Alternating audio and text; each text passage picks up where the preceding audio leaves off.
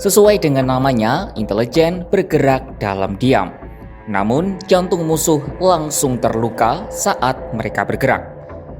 Salah satu badan intelijen Israel, Mossad, menunjukkan kapasitasnya dalam menghadapi Iran dan segala proksinya. Mossad, yang berarti Institut Pusat Intelijen dan Operasi Khusus, merupakan satu dari 3 organisasi intelijen utama Israel bersama dengan Aman yang merupakan intelijen militer dan Shin Bet yang merupakan keamanan internal. Mossad fokus pada pengumpulan intelijen asing, lalu analisis intelijen dan operasi rahasia di luar Israel. Sejak dibentuk, Mossad telah berkali-kali melakukan operasi intelijen tingkat tinggi. Mereka juga dikenal dengan peralatan intelijen yang canggih. Misalnya Israel punya perangkat lunak Pegasus yang bisa menyusup ke jenis ponsel apapun. Perangkat lunak buatan perusahaan NSO itu tidak memerlukan akses ke ponsel. Pegasus bisa merekam seluruh aktivitas ponsel dan mengambil alih operasi ponsel dari jarak jauh. Nah, sepanjang pertengahan tahun 2024 ini, Mossad diduga menjadi dalang di balik 2 kejadian besar yang menimpa rival-rival mereka, utamanya proksi-proksi Iran. Kejadian pertama adalah kematian misterius pemimpin politik Hamas Ismail Haniyeh pada Rabu 27 Juli 2024 dini hari. Kedua adalah rentetan ledakan pager dan walkie-talkie milik kelompok Hizbullah pada Selasa hingga Rabu 17 hingga 18 September 2024 di Lebanon dan Suriah. Apa sebenarnya yang terjadi di sana? Dan mengapa Iran dan proksinya seolah tak berdaya untuk menyerang balik Israel?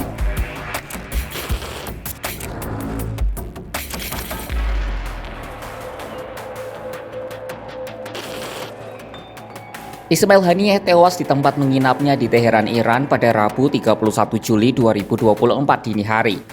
Namun semua pasang mata terlanjur tertuju ke Tel Aviv, mengingat mereka menjadi figur yang paling potensial untuk melakukan serangan.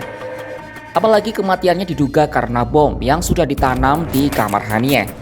Namun tempat Haniyeh menginap sudah dijaga ketat oleh Garda Revolusi Iran atau ERGC. Maka Israel hampir mustahil menanam sendiri bom itu di sana. Tel Aviv butuh kaki tangan di Iran untuk menjalankan misi ini. Melihat itu, nama Mossad muncul ke permukaan. Lembaga itu dilaporkan sudah menyusup begitu dalam di militer dan pemerintahan Iran. Saking mudahnya, agen Mossad tidak hanya dapat mengumpulkan informasi intelijen, tapi sampai bisa menangkap dan menginterogasi anggota Garda Revolusi Iran atau ERGC di tanahnya sendiri. Israel bisa memantau hampir seluruh wilayah Iran lewat satelit yang membuat nyaris tak ada wilayah aman di Iran. Seorang mantan intel Garda Revolusi Iran pernah berbicara kepada BBC. Dia menyebut Israel dan sekutunya memantau ketat kehidupan petinggi serta diplomat Iran. Nah, Israel sering manfaatkan foto atau video kala mereka berselingkuh sebagai ancaman. Khawatir aibnya tersebar, mereka akhirnya mau menjadi kaki tangan Israel. Sementara sebagian lagi mau jadi kaki tangan karena kebencian pada pemerintah Iran. Ada juga karena alasan ekonomi dan mencari bayaran dari Israel serta sekutunya. Tel Aviv diketahui mengeluarkan banyak uang untuk menyogok warga Iran. Merespon hal tersebut, Iran berjanji akan melakukan serangan balasan ke Israel. Banyak pihak prediksi Iran akan memanfaatkan kekuatan penuh dari sekutu regionalnya yang dikenal sebagai poros perlawanan.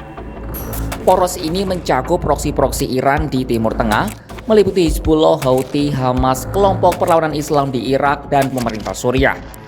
Namun hingga video ini dibuat, tidak ada serangan berarti yang dilancarkan Iran ke Tel Aviv.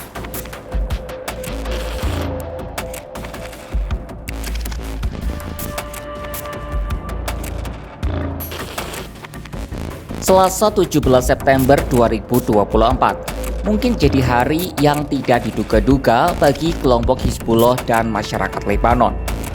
Pada hari itu, para warga sedang melakukan aktivitas seperti biasa ketika pager yang mereka gunakan tiba-tiba meledak secara serentak.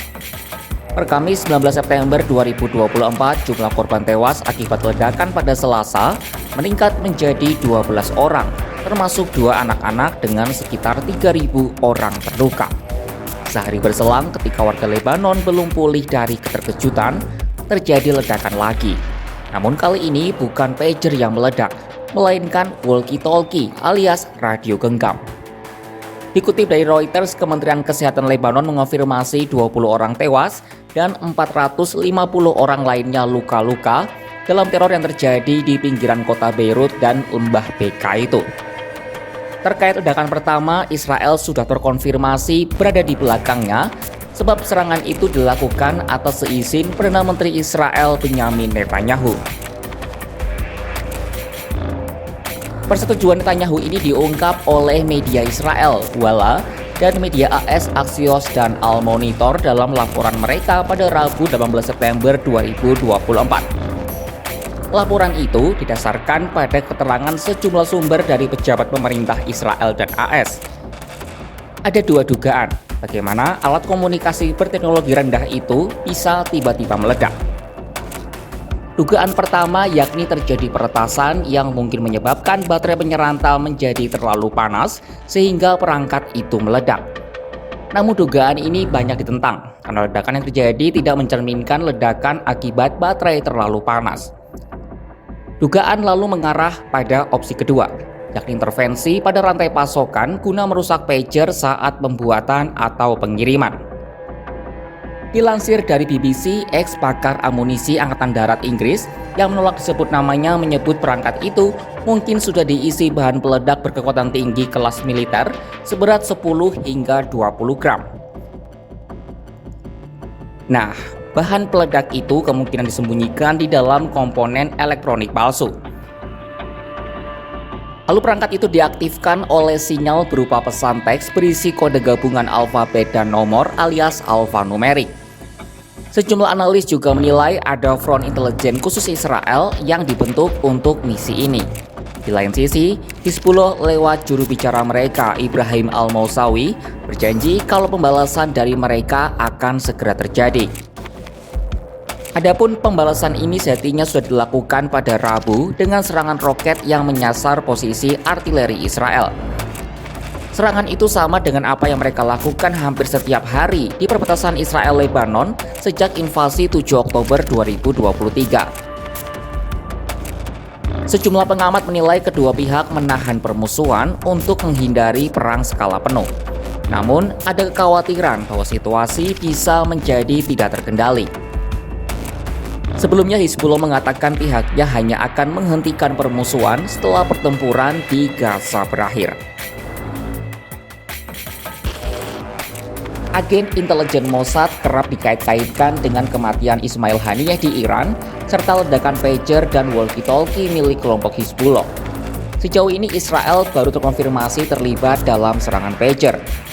Iran dan proksi-proksinya sudah sejak lama bertekad membalas serangan itu yang sayangnya urung terlaksana. Kalaupun iya, pembalasan hanya dilakukan lewat serangan udara seperti yang kerap terjadi. Apakah akan ada serangan balik yang lebih besar dari poros perlawanan? Saksikan perkembangannya hanya di kanal YouTube Kompas.com.